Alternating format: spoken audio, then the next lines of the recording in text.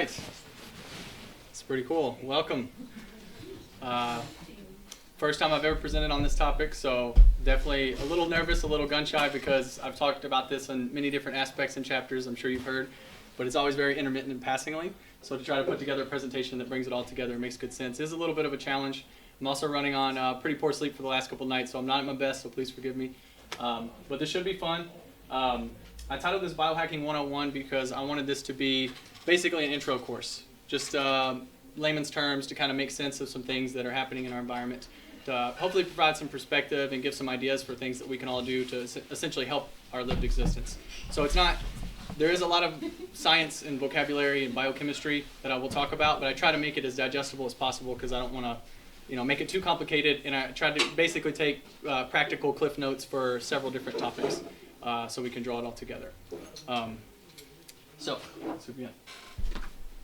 All right, so first I want to put the disclaimer. You don't have to read all this, but anytime you talk about health stuff or you say, oh, try this food, try this thing, I'm not a doctor. I don't have any licenses, any degrees, so before you do anything, consult your healthcare professional, blah, blah, blah.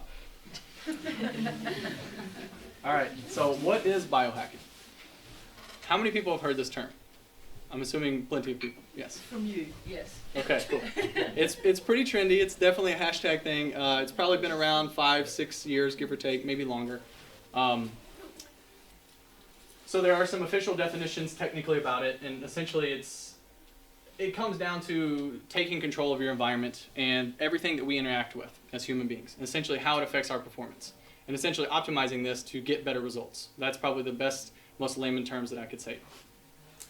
It sounds a little bit more complicated, but really, bio being biology and hacking, basically being able to tweak variables and make changes is essentially what it comes down to.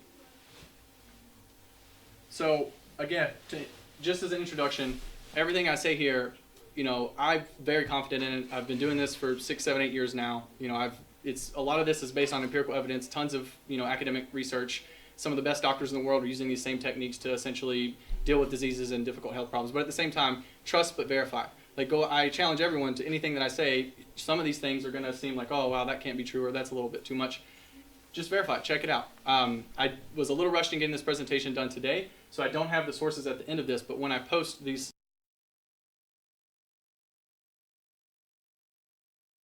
very contentious topic. Some people are on different sides of the fence. You've got your carnivores, you've got your vegans and stuff. So I'm going based upon what I have tested for a long time and seen across populations and what I believe is true and accurate. But that if I say something that offends someone or whatever, just, I'm preface on that because people get very intense. I find that nutrition and diet is like religion and politics. You got to be careful where you go. So, and also science is a moving target. So this is something that's evolving rapidly. This is essentially an amalgamation of our best understanding today. But everything is changing. Like there are some incredible companies, incredible initiatives out there that are pushing the boundaries each and every day. So because what we believe is right today, tomorrow we might have a new discovery that completely changes. And I'm totally open to this. So this is not dogmatic in any way. This is just the best guess that we have right now. And this is another one where the rabbit hole goes very deep. So I tried to keep it as comprehensive but as concise as I could as well. So there's so much you could cover on this topic. And really my goal here is really just to plant some seeds in people's minds. People that maybe don't think about this stuff as much, that kind of just go about the daily life. Everyone here seems happy, healthy, very good, like no problems. But at the same time, you may come across health issues or someone in your family or whatnot down the road. And having some of these things just to get exposure might lead you down a path of discovery later that could really help someone. And really how I started on this path is exactly that. Growing up, I grew up in the South in America, which is not the healthiest place to be. Most of my family is diabetic. My grandpa had a heart attack in his mid-40s. I basically should not have known him. But luckily, through modern medicine, he was able to get a donor heart transplant and lived another 20 plus years and had a great experience. But his father died of heart disease in his mid-40s. So it's like I saw this progression. I see this progression in my family through my dad, my older brothers, my uncles, as they would go to college and gain 30, 40, 50 pounds. And I'm thinking, there's got to be something more to this. Like, I don't want this path. I don't think this is a confirmed destiny for me. So I started getting curious, and in my 20s, started reading a lot of books, obviously podcasts, many other things. Slowly but surely, I found biohacking, paleo diet, all these different things that made a lot of sense, and I just started experimenting. And here I am about 7, maybe 8 years later on that path. So that's basically my story, and hopefully you can appreciate that. So biohacking essentially is looking at things from a systems thinking perspective. So the body is incredibly complex. We are not just physical beings, we're emotional beings, we're spiritual beings, we're all these things, right? And everything ties together. If you can eat the best food in the world, but if you are depressed and you are upset and you're stressed, it's not going to have the same impact, right? And so in the systems thinking approach, you're essentially tweaking variables on different aspects, but it may have complicated and uncertain downstream effects on something that seems totally unrelated on the other side. So you have to take a very holistic approach to this. You have to think outside the box. And you have to really consider things from a high-level perspective. Sorry, it's not the best graphic as far as its readability, but it does a good idea of just kind of splashing in some different approaches there. So, who has heard of the word mitochondria before? Is this familiar for most people? Okay, cool. About half. Great. So, I'm in the camp that believes that this is the most important variable when it comes to health, biohacking, all this stuff. It's in some ways you could say that's a very reductionistic approach, but essentially, if you don't know what mitochondria are, they are the power plants that reside in all of our cells. They are what make all the energy that do everything you do. So in every human cell, there is 1,000 roughly mitochondria. In your eyes, your heart, and your brain, which are the most energy-intensive organs, there's 10,000 mitochondria in every one of those cells because they require the most energy to function. Essentially, everything you do, whether it's detoxing, it's breathing, it's using your immune system, fighting inflammation, thinking, it all comes back to this, right? These are the little guys that are doing all the hard work for us. And they don't get a lot of credit, and most people don't know that much about them. So this is, you don't need to memorize this or think too deep, but this is essentially a snapshot of what they look like. They kind of have these little squiggly lines on the inside. There's an outer membrane and inner membrane, and there's some complex chemistry that happens essentially to get to the end result of ATP, which is the main, basically think of it as cash for energy in the body. It's the currency for energy in the body. You need ATP to do everything. So the more that they make, the better you're going to be. You can have unhealthy mitochondria that aren't so efficient. They take up space, they block other things, and they make it worse. The whole approach here through biohacking is to make your mitochondria as efficient as possible, make them as big as possible, and essentially to eliminate any of the dying or decaying ones, because as with everything in our body, we're always rotating. So that's as deep as I'll go there. All right, so... Can I ask a question? Sure. How can you measure that? How your mitochondria is or the state of it? There are some pretty cutting edge tests that you can do. It's still kind of a guessing game as far as direct impact and how you can quantify that specifically. It's not an easy blood test or something? No, not necessarily. I mean, there's some indirect markers that we certainly believe are correlated, and you can make some assumptions and some progressions, but it's not exactly like, okay, you take this is your mitochondrial status. There's things you can do with oxygen, respiration, and stuff, because essentially the way mitochondria work is basically think this is a shell or a bubble, and this is a cell membrane. It's made up of little fatty deposits. So all the fats you eat essentially make up this layer, this lipid layer that controls what gets in and out. It's the gatekeeper. So when you eat bad fats, you eat fried foods, you get really crappy lipids. This is why fried foods are so bad for you. It's not just calories or whatever. It's because they basically take place of very critical structures in the body, and then they can't do their job. This barrier is supposed to be very intact and very supple so that they can keep toxins out, but then let the nutrients and other energy resources in and out that they need. And so this is another reason why food is such a big deal, because it literally, you are what you eat, and then this is what you become and what you do. So it's not an exact answer to that question, but maybe I can find a better answer with a resource. Okay, so there's two main variables, I believe, when it comes to being healthy, being happy, living a long time, everything working well. It comes down to inflammation, and it comes down to blood sugar. If you can manage those two variables, you're going to be doing really, really good. Mitochondria obviously play a key role in this, but these are just some common symptoms that you would see from inflammation. So this is relatively abstract, but extremely common. I mean, I'm sure everyone can look at this and say, yeah, I've had those, or I have those every day, or it's very, very simple to have this. Inflammation is very dangerous because if we sprain an ankle, we know we're inflamed, right? That hurts. But chronic low-level inflammation is very subtle. It's something you don't really feel. This is how you feel it. But when these things become normal and they become ubiquitous because of our modern society, you don't challenge them, and that's when it's dangerous, because that leads to disease in the long run. So managing inflammation and then keeping the blood sugar relatively low and stable is the best way to essentially prevent aging and prevent the degradation of the human body. So again, one of the most important factors when it comes to inflammation is your diet. I tried to make this as simple as possible. I'm very much in the paleo diet camp, eating foods that are more evolved for us, more essentially we're more evolved to eat or more accessible for us in many ways. So this is a list of do's and don'ts. It's pretty simple. Obviously, there are differences, you know, between everyone and everything. Everybody's different, so take that into account. I'm huge over quality over convenience. So you really have to look at your body as your temple and be very mindful about what you eat. You know, it's very simple to get busy or you're traveling and you want to have a convenient meal, and that's fine and on occasion. But many people fall into that camp far too often, and that essentially is on the opposite end of the quality. There's a few cool little like things here. Most of this is pretty self-explanatory. I'll let you just take it as you will, but I'll hit on a few of these spots here. So intermittent fasting is incredibly powerful.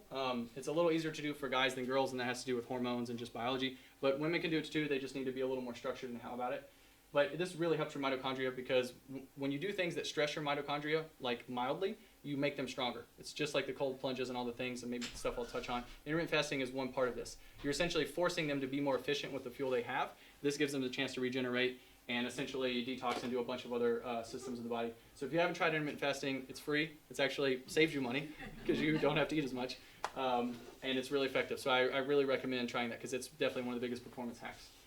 Another thing when it comes to blood sugar, eat starches last. This is something I literally just learned like 2 months ago, so it's really new, but there's some pretty awesome evidence regarding this.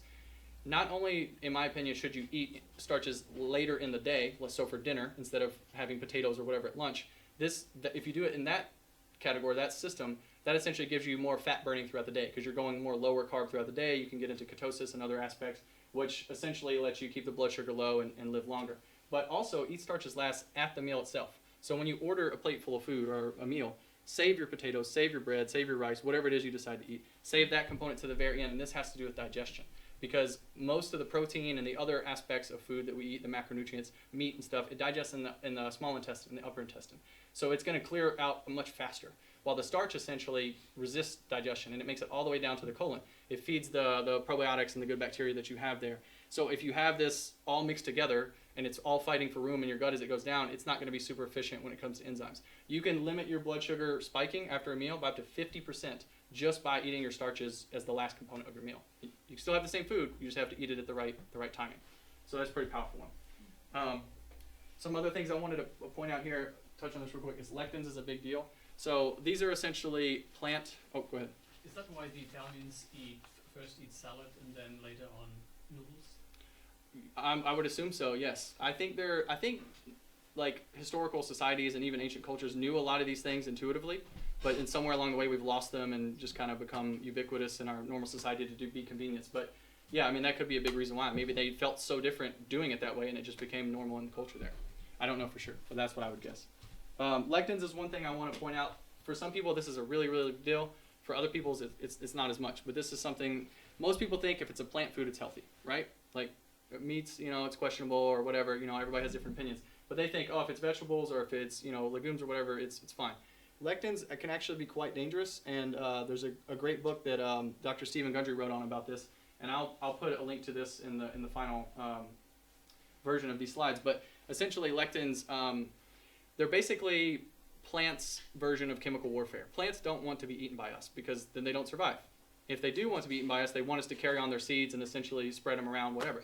So lectins are their way of fighting back. Most of nature knows this. So you see a deer in the woods, it's going to eat certain foods, it's not going to eat others. And you might think, well, why does it do that? It's because they intuitively know they've evolved to essentially avoid certain foods. Lectins are much more common in nightshade foods. And nightshades are essentially foods that come from the New World. So think of North American-based foods in South America as well. So those of us, most of us in here are European and in Old World, essentially genes for the most part.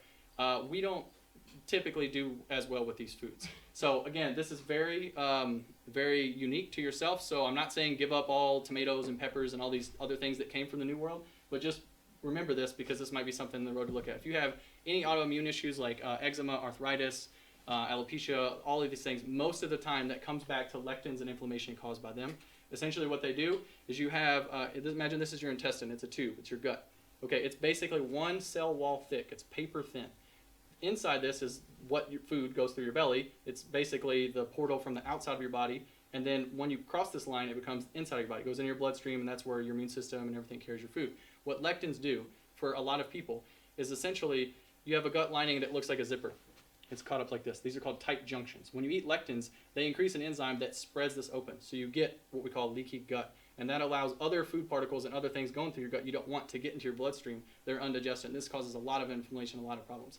A lot of people believe that leaky gut is like operation number one when it comes to health. You have to really maintain good, like tight junctions in your gut, or otherwise you're just open to anything that you eat and all kinds of stuff.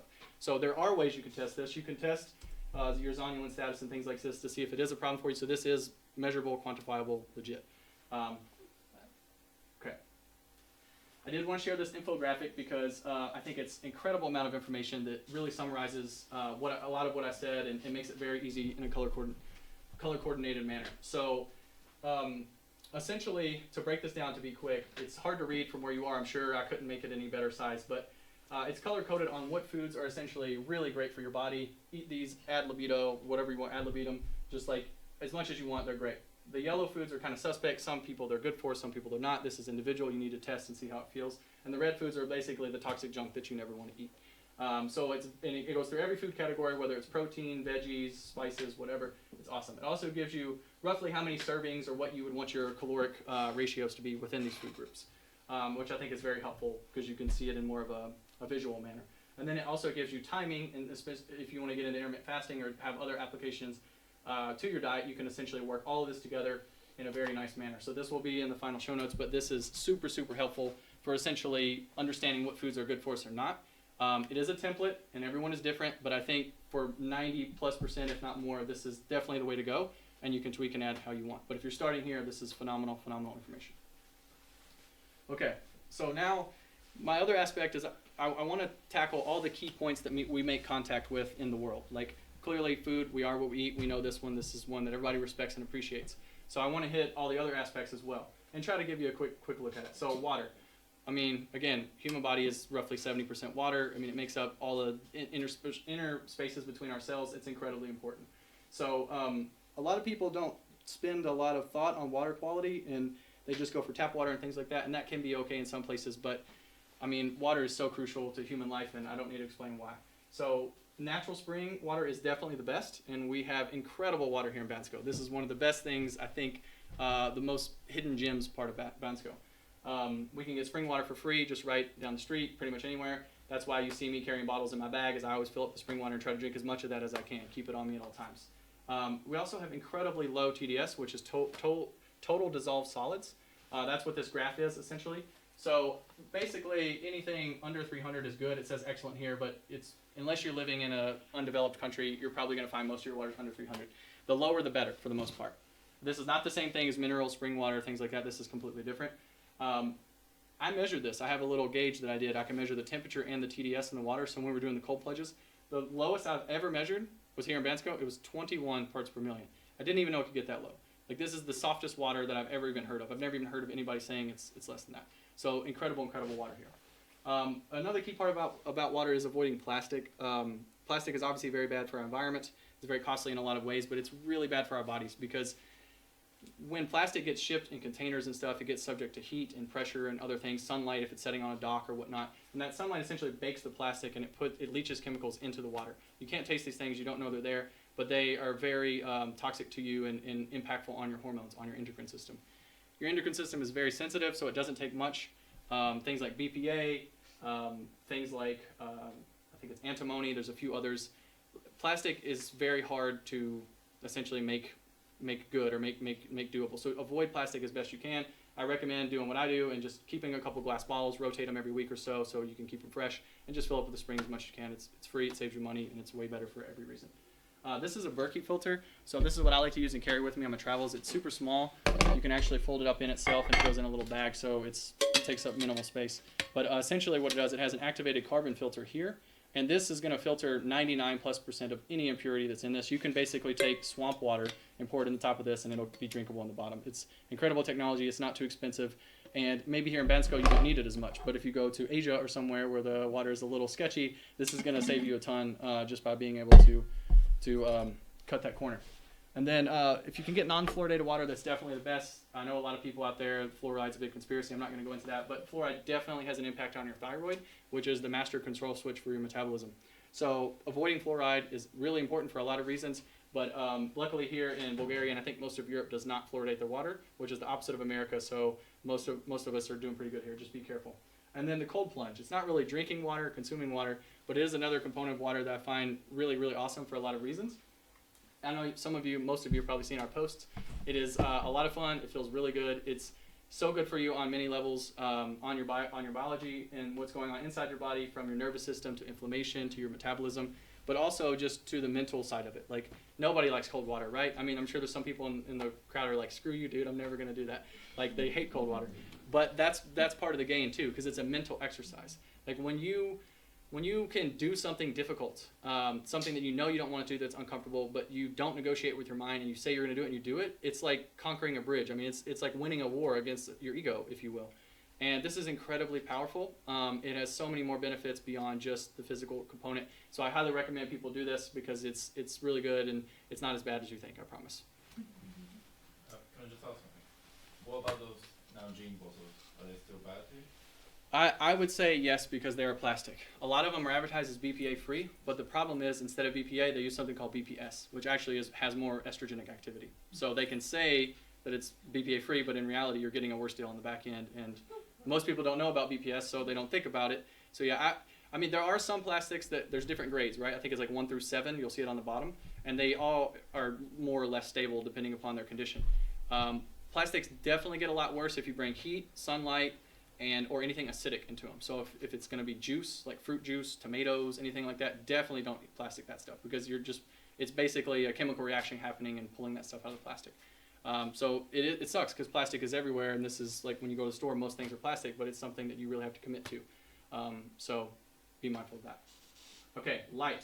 This is one that's a very inconvenient truth because light, artificial light is everywhere, and it's a very difficult thing for us to essentially to control, but it's super important. We evolved as humans to be outside in natural sunlight. Modern artificial light didn't come around for 100, 150 years ago. It's a very modern invention. And basically all of our existence is built on water, light, and magnetism. These three forces essentially are the secret sauce that make up all life on Earth. So light is incredibly important because it essentially tells us what time. It's a time giver. There's a term in German called Zeitgeber, which means time giver. We don't have an exact translation in America, but the Germans have done a lot of phenomenal research on light and what it does to the body. So essentially, unfortunately, like, sitting in this basement is great. Like, it's nice, it's comfortable, it's social, but the light here is not so good. I believe these are LEDs, right? Yeah, we changed them. Yeah. So LEDs are better than fluorescent. So here's an example right here, but they're still not great, especially if you're working in the evening. It's going to be damn near impossible unless you work from home and you have a very restricted life for you to avoid all natural light. So obviously I don't recommend that because we want to make good decisions that are comfortable, not completely live in a bubble. But it's also, there's things that you can do that essentially help to mitigate this. You want to get out in the morning as bright exposure in the morning for sure. When you first wake up, this is how you anchor your circadian rhythm. So the first thing you should do when you wake up, if you can, use the restroom, whatever, but go outside. Take your shirt off or expose some skin and definitely get the sun in your eyes. This is telling your body, wake up, stop producing melatonin, start producing cortisol, get out and go. And when you're consistent at the time you do this on your sleep schedules, you're going to have so much better energy and your body's going to work much more in unison. Light is incredibly powerful in this regard. So bright exposure in the morning can really, really help you have better sleep later at night because it's essentially setting the totem pole of what your body's going to do for the day. It's also really important essentially to avoid blue and green light at night. Both of these, in the human eye, in our life, we could not see these colors at night because they don't exist, right? The sky is blue, but there's no sun to see it, and plants are green, but you can't see green in firelight. It doesn't look the same. So we have essentially evolved not to see these colors, and when we do see these colors, it causes, again, hormonal changes that are very detrimental in the long run. I know it sounds silly to think that light, it's such a big deal, but like, it's the master switch that's telling your body so many things, and you're fighting an uphill battle when you're not controlling your light. You can eat all the healthy food you want, but there's some people in the biohacking space that believe light is literally the most important thing. So it's something that we should definitely take more seriously. There's cool little things like at night, you have little gadget stuff. Just put some electric tape over the LEDs, like your router or whatever it might be that might be lighting up. These little things can help you control the light in your space. If you're outside and being social and doing things, there's only so much you can do. But you can control your apartment, right? Like you can control your bedroom. And this is where it really matters because this is when you're sleeping and this is when it makes a big deal. So do these simple things. Somebody in the back, could you do me a favor and just turn the lights out real quick? So here's some cool ways that you can hack your light. This is essentially a $6 Amazon LED strip. You can set it to any color you want. Obviously, I keep mine on red. Red is the opposite. It's actually really good for you, and it has none of the detrimental effects that green and blue. So at night, this is essentially what you want to be using. I use this in my bedroom. I can still work with this light. You adjust to it real quick. Super light, super helpful. So I like this one a lot. There's no bulb, so you don't have to worry about it breaking in your pack or whatever, being fragile. Very simple way to take your light hacking with you on the road. This is another one. Sorry to interrupt. Only when I'm like working at my computer, not when I sleep. When I sleep, it's dark as I can get it. But this is essentially just, okay, it's after 10 p.m., but I don't want to go to sleep yet because I have work to do. I need a little light, but I don't want blue light. This is the compromise. Yeah, it makes your room look like a brothel for sure. So just fair warning. It takes a little getting used to, but and at first you'll think it's really dim, but if you do this for a couple nights, a couple weeks, it is going to dramatically impact your sleep quality. It's really powerful stuff. This is essentially a book light, and it's an amber light, so you want warm colored light at night. So red, yellow, orange, preferably, because that's opposite spectrum of the red, green. This one's handy because you get up in the middle of the night, you got to use the restroom or whatever. You don't want to turn the light on because that light exposure basically undoes all of the hacking that you just did. So you can have something like this that you can like just carry with you to the next room, and it has enough light to see, but it's light and handy. I like this one. I know people think this is going to be crazy, right? But I swear this stuff matters. 1 second of blue light. 1 second of blue light can essentially disrupt your melatonin production for up to 4 hours. So even if you shut off the computer at 10 p.m. and you start to go to bed, you're not producing melatonin that you normally would when the sun went down for 4 more hours. So melatonin is probably our biggest defense against cancer. It is hugely important in fighting tumor growth and tumor suppression. So these little things, I can't overstate how important they are, even as silly as it is. There's really great software you can get on your computer. You can also get on your phone. It's called Iris. I think the website is iristech.co. He's a European developer. I want to say Ukrainian or something, but I'm not sure. But it costs like $7, one-time purchase. It's not a subscription. And you can filter all the blue light from your screen, still work. If you do color-intensive work like my graphic designers in the back, you can obviously turn it off when you need to, but it's still better to do it as much as you can. And then in times where maybe you're traveling or you don't have these devices or whatever, there are glasses that you can wear that essentially will filter the light coming into your eye, which are incredibly important. So I'm going to pass these around. This is a yellow one, essentially. It filters about 40 to 50% of the blue light, which is, you'd want to be wearing this. Like if you worked in here during the day, you'd want to be wearing these. We need some blue light during the day because blue is the signal of the sky, but this is not the right type of blue light. It's too much at the wrong frequency. So wear these during the day, and this will help save your eyes. And then these are the red ones. These were the ones you would want to wear at night. These completely filter out all blue and green. So they make everything look very monochrome, and they look like weird laser man construction glasses. But if you're wearing them at home in your apartment, who cares, right? You know, obviously don't wear these out to the club because you're not going to get laid. But wear these at home whenever you can, and they definitely help. So, but yeah, like when you start wearing those, you will essentially start to get sleepy within 20 to 30 minutes because your brain essentially thinks, yes, thank you, thinks that it's nighttime when those are on. Incredibly powerful stuff. Again, those are very cheap things that you can do to control this. What do you think about Kindles? Kindles? Again, it comes down to the color temperature. So this is essentially what this is. This is measuring it. So you can see natural light at the spectrum. Again, it's hard to read the numbers, but you can see the blue, red, green, and how much intense each color is. So we want the blue and green in the early day and slowly tapering down as we go on. There is some smart lighting and stuff that's out there now that does this. It doesn't do a great job at it, but it's a good first iteration, I think, because it's a step in the right direction. As far as the Kindle, I don't know what screen it uses or what temperature. Maybe they have software you can get on there or other ones. From what I've heard, you want to do the older Kindle version that doesn't have a backlight, and then use a book light like this to read over top because it's not producing natural light. So that's like the Biohacker version of that. The other thing that I want to touch on, because I've been on this slide for a while, I'll try to be quick. Blue light is not only hormones and sleep and all this stuff, it literally is directly linked to macular degeneration, which is a really big problem. This is basically age-related blindness. We're all going blind because we all have too much blue light in our life. I think in the next 10, 20 years, you're going to see an epidemic of macular degeneration because kids have screens from the time they're born now. With, schools, nobody's talking about light. Nobody's really taking, initiative. And it's, in reality, the best way to do this is what we've just outlawed. So all of the incandescent light bulbs are now no longer allowed in Europe because they say they're less energy efficient. The energy savings aren't that big of a difference. It's like in one light bulb, it's less than like $1 or a couple bucks a year. I mean, we're not talking about a big difference in how much energy it's changing. But the incandescent bulbs burn with heat, and all light in nature comes with heat.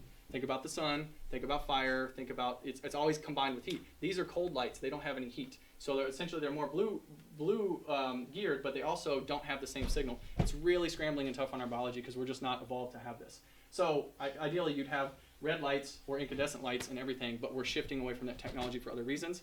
So again, maybe it'll become a bigger problem and things will start to change, but it is unfortunate the direction we're heading with light.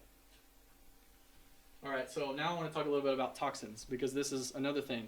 We all hear about detox and there's these fancy teas and all this stuff. This is one that's near and dear to me because I have been essentially chemically injured by mold twice in my life. And it's one thing that a lot of people don't think about because, mold, it's been around forever, it's just whatever. Mold is one of the most toxic things that we know to man, especially some of the more aggressive species. I would put in the camp as avoid at all costs. The problem is when we're traveling, most of the mold you come in contact with, I'm not talking about stuff that's floating in the air outside. That's transient. Yes, it can be bad. I'm talking about indoor water damaged buildings. This is really, really bad stuff. It's essentially giving me a mild degree of chemical sensitivity. So if I'm around someone who has perfumes and fragrances with laundry and stuff like this, it gives me a headache. It makes me nauseous. I was not always this way. It was after this mold essentially pissed off my immune system. It's an ongoing thing that I'm working on to detox myself, but also to reprogram my immune system. But it's one thing that, again, people don't think about, but it's oftentimes when it comes to your health, you could be a totally healthy, happy person. You move into a moldy apartment, you sign a 1-year lease, all of a sudden you start getting these weird health issues, you don't know what's going on, and a year later you're a wreck. Like mold directly poisons your mitochondria. So, going, back full circle on this, it's really, really tough. There's a ton of information. I won't stay on this topic too long. We talked about plastics and BPA. Air pollution is very obvious. If it's burning season in Chiang Mai, just get out of there. Just don't do it. It's not worth it. And then there's simple other steps that we can take, like your household chemicals and beauty products and things like that. You're not just what you eat, you are what you put on your skin. You are what you make contact with. So, simple things like your deodorants, your sun creams, your shampoos, look for the natural versions. Look for things that don't have the preservatives, the oxybenzones and things like this.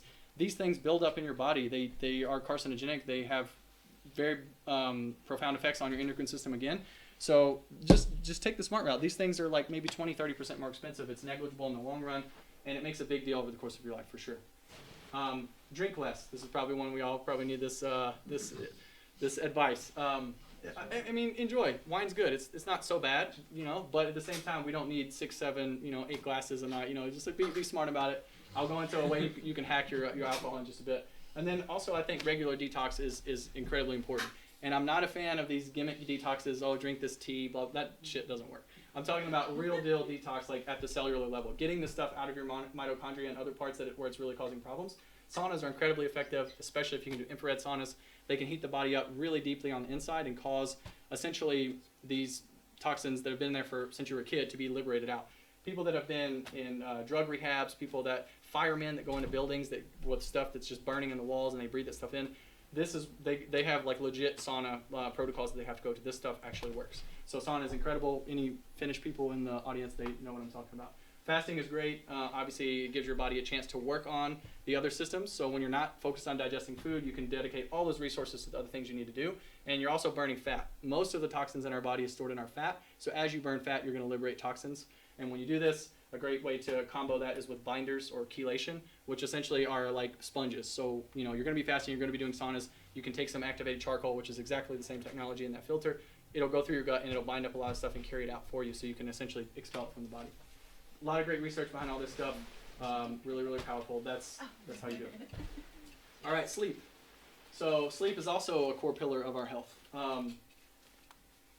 Again, I talked about the consistent circadian rhythm of getting, light in the morning, bright light, sunlight in the morning, and then also avoiding artificial light at night. It's really important to have that. Also, you really want your bedroom to be cool, dark, and quiet. That's pretty self-explanatory, but in the coolness aspect, from what I've found, I don't know what it is in Celsius, I could probably guess, but I think it's 65 to 68 degrees Fahrenheit is the ideal sleeping temperature for most people. Obviously, this is different. Some people can't stand cold and they don't sleep well when they're cold. But in general, the colder you can get your core body temperature while you sleep, the more regenerative it is. It actually allows it to replenish and restore at a much greater level. Athletes are doing this stuff. They even have these little pads you can sleep on, so people that beat up their body, wear and tear all the time. It's like a little water pad you can plug in and you can set the temperature so you don't have to worry about the AC. And if you have a partner, they can keep it warm as cold as they want, but you have your own individual temperature. And this is phenomenal for recovering your body. You're going to get super deep sleep. A lot of people love caffeine and coffee, but some of us metabolize it quicker than others. It's definitely important to not have it in the afternoon because for most people, caffeine can have a half-life of like 6 to 12 hours, depending upon where you land in that spectrum. So what time you go to bed, that can definitely be affecting your sleep. And don't eat after dinner. This comes back to fasting, but you just want to finish your dinner and be done with eating for the night and let your body get that stuff digested and get it out so you can actually focus on sleeping and regenerating. Another huge win for me, or something that's been a benefit, is supplementing magnesium. Magnesium is a mineral, and it's something that basically every human alive is deficient in because it's no longer in our soil. The way we farm today, we basically over-farmed and we don't replenish with compost and other things. Naturally, we use chemical fertilizers, and magnesium isn't in the broccoli that it used to be in. So we get deficiency built up, and it's one of the most important supplements you can take because it's involved in so many enzymatic processes. But take forms that end in ATE, so malate, glycinate, citrate. Just look for that as the last 3 letters, and those are much more bioavailable to the body. If you can take 400 to 800 milligrams a day, you're going to sleep so much better because it's very, very relaxing on the nervous system, and it's super important for many parts of your health anyway. All right, so exercise, also incredibly important. I'm a huge fan of resistance training. I think it's the most important exercise you can do, not just from body composition and physique, but for your metabolism, for your hormones, for essentially the way you look and the way you feel. The body was meant to lift heavy things. Now, it doesn't have to do it that frequently. I only lift once a week. But I do a workout that essentially taxes my whole body, all 4 muscle fibers, once a week. And it's actually recommended not to do more than once because you want to recover. Most people work out way too much. They go in the gym every day, they beat themselves up, and they don't give themselves a chance to recover. That's why I have recovery down here in the bottom. When you do this, you're essentially shorting your gains. So you're putting in a bunch of work, and you're not getting as much results as you would have. Some people do incredible working out a lot. I mean, obviously there's great athletes and stuff, but there's also some genetic freaks out there that can just, LeBron James or whatever. Most of us are not like that. We're very undervaluing recovery. It's incredibly important. I put some other great aspects to this. Basically, you want your exercise to be brief, intense, and infrequent. So you want to go really hard for a short amount of time and then give yourself a long time to recover. And if you do those things, that's just a great way to approach it. High intensity interval training, that's just little circuits that you can do. Usually it's body weight workouts. Hiking's great. I mean, it's exercise, but it's more leisure. Playing sports, similar. Yoga is something you can do every day. And then mobility. Mobility is part of recovery, but it's incredibly important. I have some great mobility tools here, and I can show you guys this afterwards. I brought a lot of little cool gadgets and stuff to play with that we can sample, but for the sake of the presentation, I won't do it live. We can do it later. But does anyone have knee problems or anything? Elbow problems possibly? Yeah. Okay. Come see me afterwards. This stuff's called voodoo floss. It's pretty phenomenal. So it's essentially the same idea of flossing your teeth. You're working in the crevices and getting stuff out, but you're doing this on a joint. So a lot of people build up scar tissue and adhesions, just little stiffness and knots. They essentially they can't get it out because it's really deep. You compress this I can wrap your elbow, wrap your knee, and have you do some squats or some quick bends. And essentially, it's going to grind and floss out a lot of that stuff, and you will be amazed at how different your arm or your knee feels after doing this for like 30 seconds. I'm telling you, this stuff's magic. It's fucking crazy. So, I mean, what is the point of biohacking, right? Like, who wants to be just this super health nut dude running around like, oh, I can't eat this, blah, blah, blah. Like, yes, I want to do it for performance. I want to bring it more in the world, right? But it's much deeper than that. I find that when you're sick, when you don't feel well, when you don't have energy, when you're battling food cravings, when you're tired, it's really hard to do the deep personal work, right? Like, what are we all here for anyway? We're here to be happy. We're here to evolve. We're here to on some spiritual journey. Hopefully, most of us. I don't know what you feel. That's fine. Do what you want. But this is why I biohack, because when I am feeling my best and I'm lit, I'm full of energy, I'm happy, I'm thriving, this stuff is so much easier. My meditation is better. I'm calmer. I'm happier. I'm a better person. I'm a better friend. I'm a better partner if I'm in a relationship. I'm a better employee. It's just, this is the stuff that it really matters, at the end of the day. And like I said, if you're struggling with health problems, it's really hard to find the energy and the focus to do things like this. So biohacking essentially gives you more on this side of things. Gratitude is incredibly powerful. It's probably the one thing I want to touch on in this slide for the most part. And that's because I think it's like the perfect emotion. If you're grateful, you can't be sad. If you're grateful, you can't be afraid. It's the master emotion. It overrides all these other feelings. And gratitude is free. You can do this anytime you want. All you have to do is sit back and think and cultivate this. Like, focus on your heart and think about how amazing it is to be alive and whatever it is that tugs that string for you. Super, super powerful. I mean, you could call it a biohack or whatever, but if it changes the way you feel and the way you perform, then that's what I think it is. Another thing that I see is a lot of people have different types of trauma, stuff that happened in their childhood, stuff that happened in relationships, whatever. Could be an accident, an emergency or something, and this essentially lives in your subconscious, and it takes a lot of energy for your body to suppress this and to deal with this all the time. You have to work and do the deep work to clear this stuff out if you really want to thrive. Otherwise, you're kind of swimming upstream your whole life. And it's hard, you know, like I'm not trying to judge anyone or say, oh, you must do this now, because it's not easy work, right? Like it's tough, and you got to be vulnerable and you've got to be open. But there's so much wasted energy or wasted potential that's just essentially stagnant trauma. And we have really, really great tools that allow us to essentially pull this out. EMDR is awesome. You should check that out. Super cheap. I'll post some links later. I won't explain it, but it's really, really good to revisit memories and essentially dispel your reaction to the thoughts of it. EFT is also known as tapping. If anybody's heard of it, it's like tapping on the key points. It's free. It's really cool. It's another way to do this on basically just on your own time. Heart rate variability is one I want to touch on a little bit because it's essentially a measure of your nervous system and the health of your nervous system. So everybody's heard of fight or flight, you know, blah, blah, blah, you know, get in this edgy mode. That's essentially your sympathetic nervous system. The other end of the spectrum is the parasympathetic nervous system, which is the rest and digest. In the modern world, because of our lifestyles, because of the light, because of everything else, we end up spending too much time in the sympathetic mode, and that's very costly on your nervous system.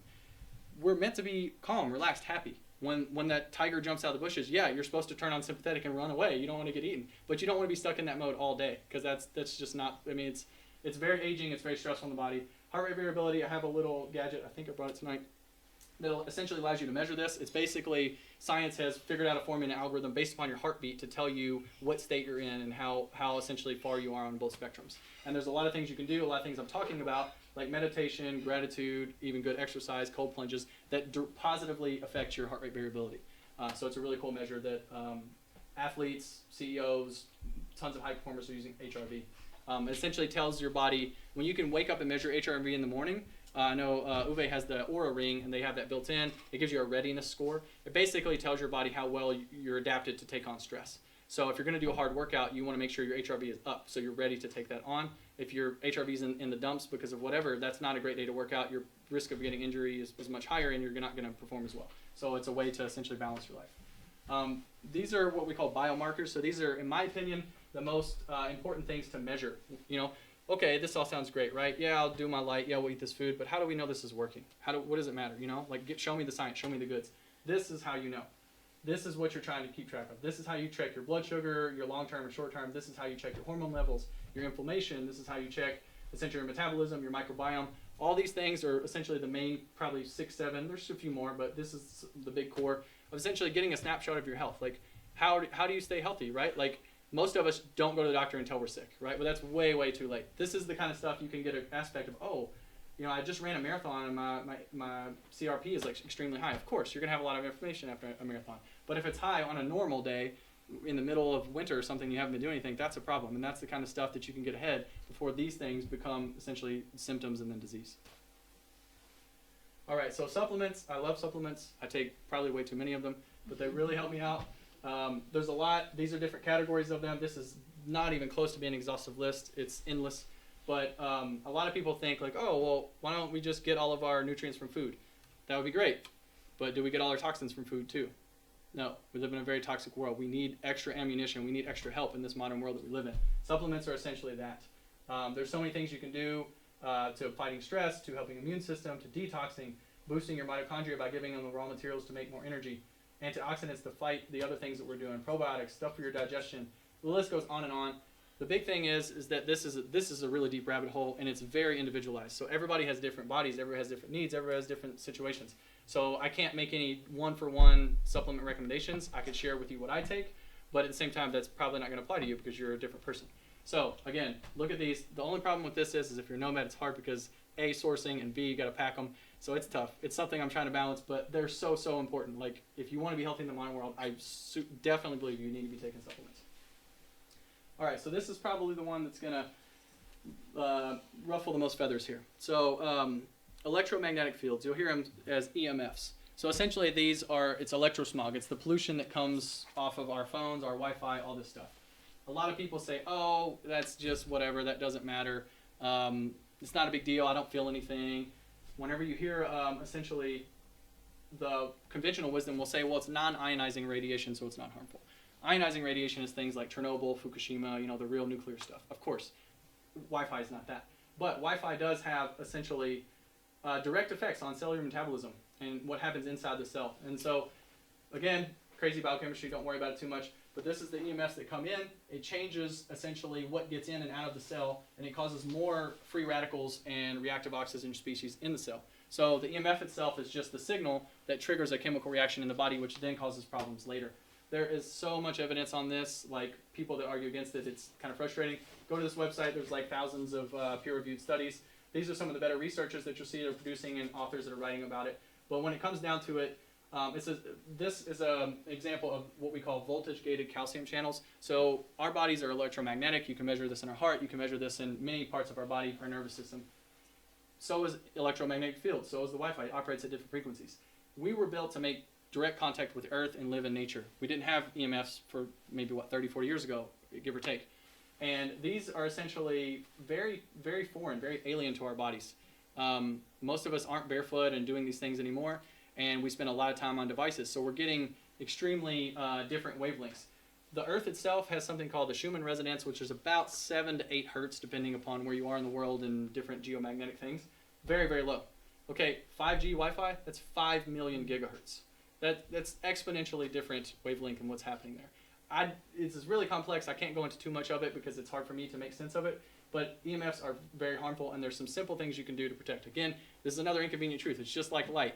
It's everywhere. How do we avoid this stuff? Like, you can't, right? We're nomads. We need Wi-Fi. We need internet, okay? So, yes, just do the best you can. Don't freak out. It's going to be around. But be wary of the new 5G revolution coming, because I think that's going to cause some serious problems in this sector. But if you're not using your phone, just put it on airplane mode. 90% of the time, my phone is on airplane mode in my pocket. And I'll flip it on when I need to check if I got to text someone or make a phone call. And then when I'm done, I'll put it back on airplane mode. When it's on airplane mode, it's a brick. There's no EMF on this. It's basically nothing. So you're basically avoiding your biggest source with a flick of the wrist. Speakerphone is good too. If you have your head up in your head, it's all about proximity when it comes to EMFs. So there's something called the inverse square law, which means as you create more distance from the source, the rate of EMF drops off exponentially. So even an inch away is way better than right next to your head. Just be smart. Use speakerphone when you can. Get a headset if you can. Not the Bluetooth headset, because that's also EMF, but like a wired or something else. You're going to cut out a lot of the chunk right there. Wired, that's another thing. We could get rid of EMFs if we weren't tied to convenience. We all want Wi-Fi because we don't want cables. But when you hardwire your stuff, your EMF is so much less. You can turn off the Wi-Fi. You can just go direct, and it's faster. So if you have the ability to do this at home, do it at home. It's not that hard to buy a cable, and you can just route the cable to your main standing point where you are, and bam, you've 90% of the problem's gone. Make sure you turn them off at night. Don't sleep next to your phone on right next to your head. When you're going to bed at night and you're not going to use the Wi-Fi, just unplug it. You don't need it. It doesn't need to run all night. These things are interacting with us. The reason why it's most important at night is because this is when we recharge. This is when we replenish. This is when our body gets into all these regenerative processes. When it's fighting these frequencies all through the night, you're not going to be as efficient at any of those things. So again, it sounds crazy, but I'm telling you, this stuff matters.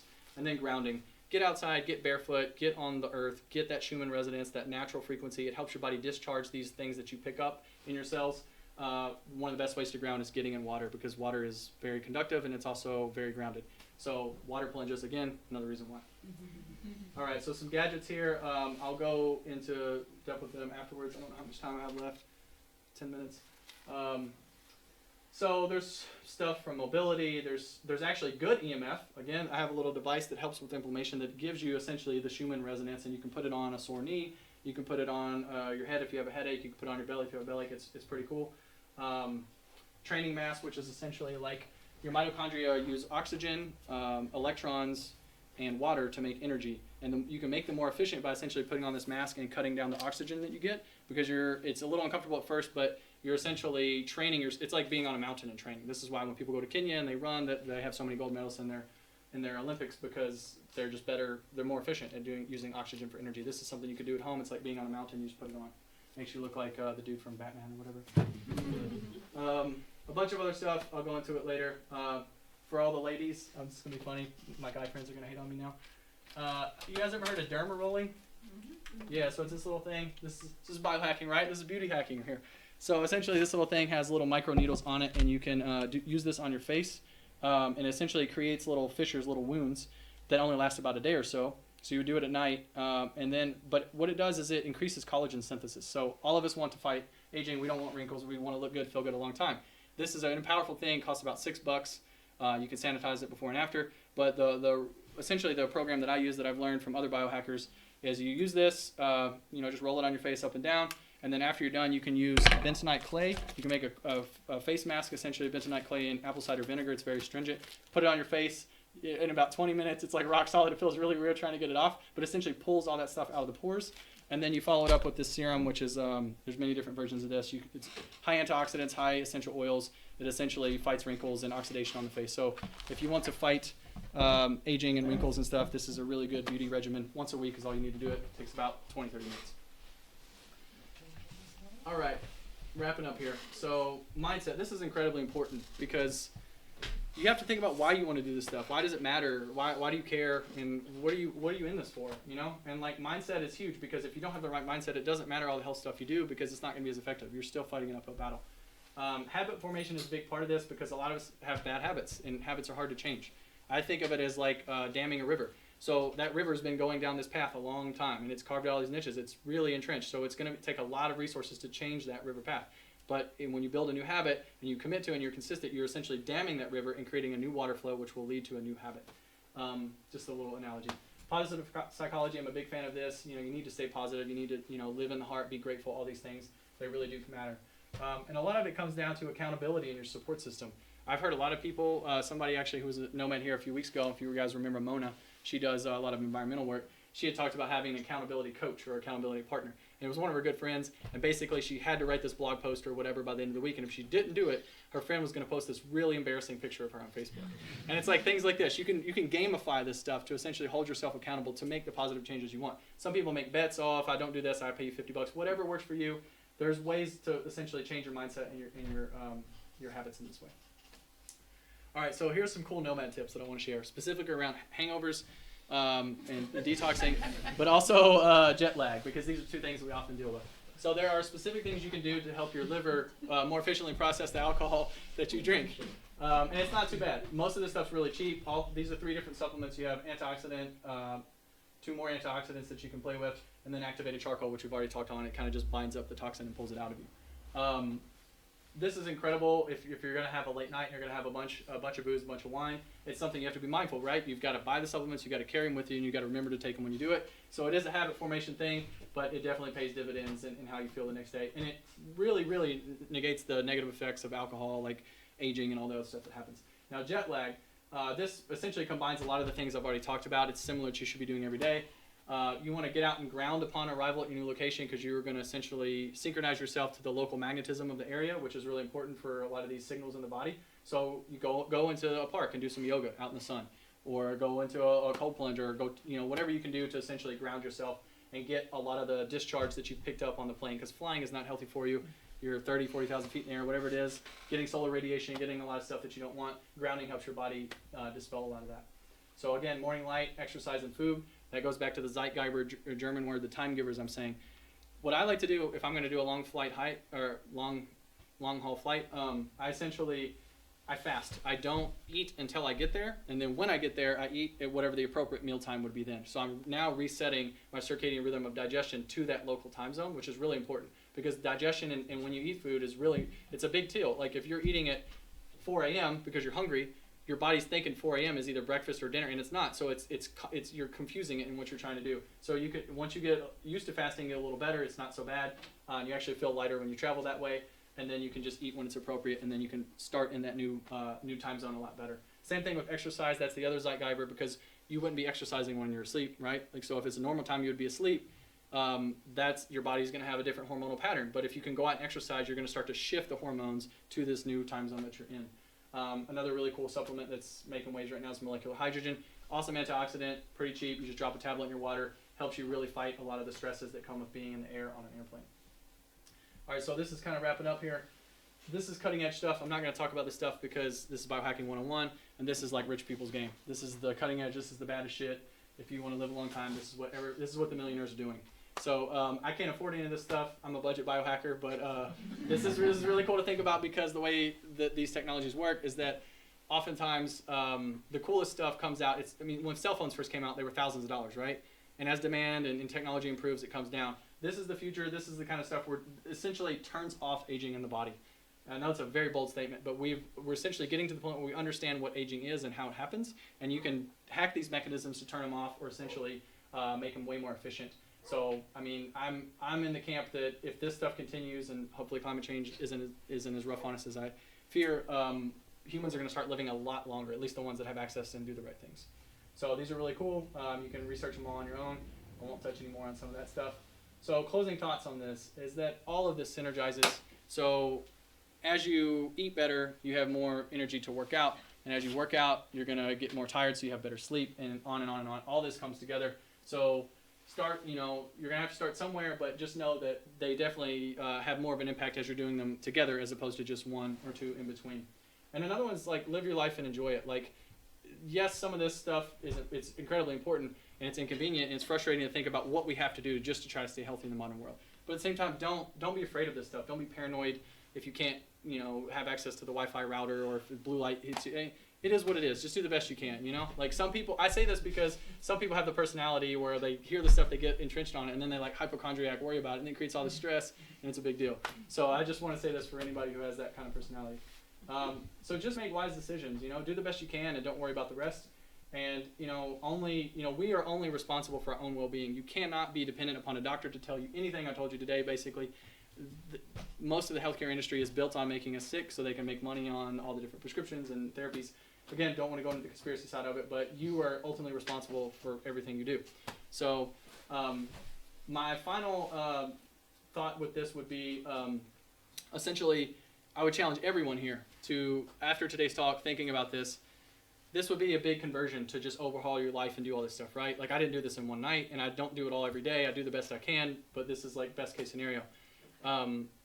Pick one thing. Pick one of these pillars, whether it's light, your diet, toxins, whatever it is, your sleep, and really dedicate to that. Like, okay, what can I do that would be better here? Give yourself 30 days, 2 months, whatever it is, and challenge yourself to really commit to do it and see how it feels. See what you get on your results.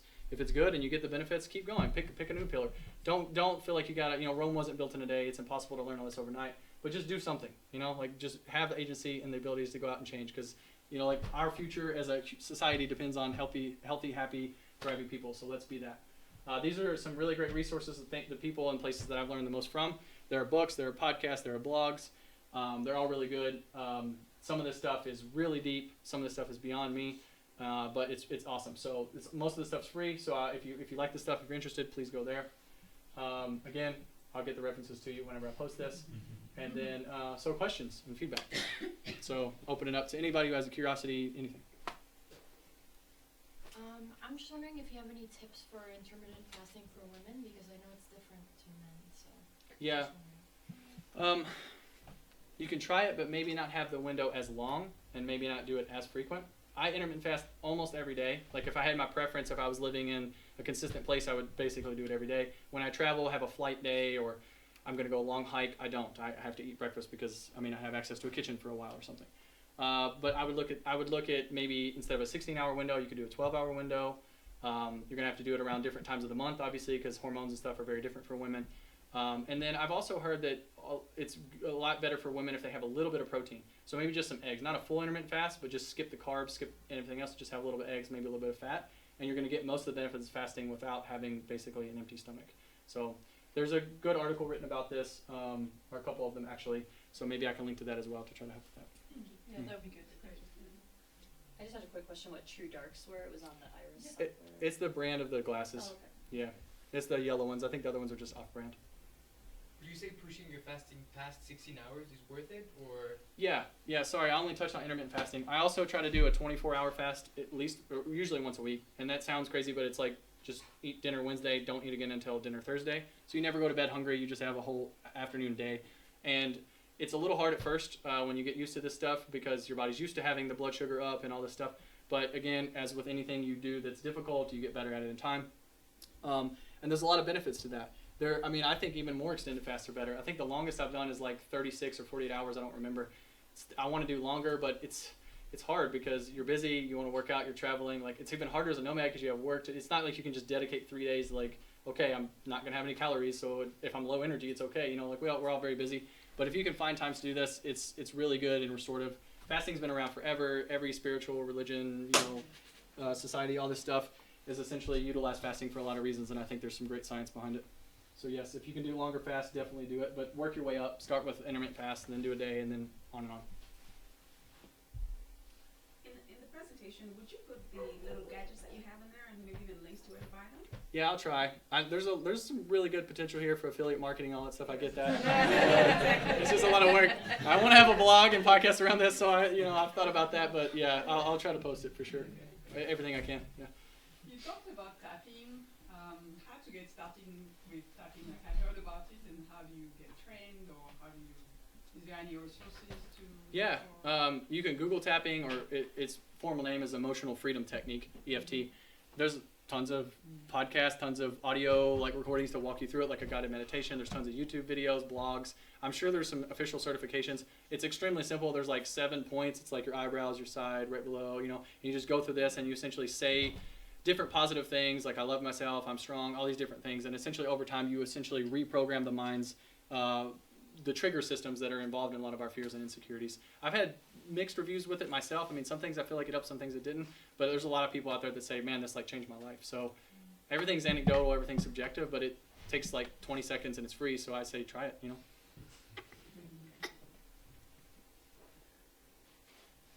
All right. Awesome. Thank you all.